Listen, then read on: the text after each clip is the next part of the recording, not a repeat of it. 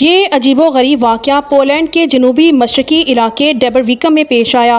واقعہ کچھ یوں ہے کہ پولینڈ میں سوشل میڈیا پر ایک اشتہار شائع ہوا جس میں درج تھا کہ کسان تقریباً 150 ٹن آلو فروخت نہ کرنے میں ناکام رہا ہے، جس کے بعد یہ تمام آلو لوگوں میں مفت تقسیم کیے جائیں گے۔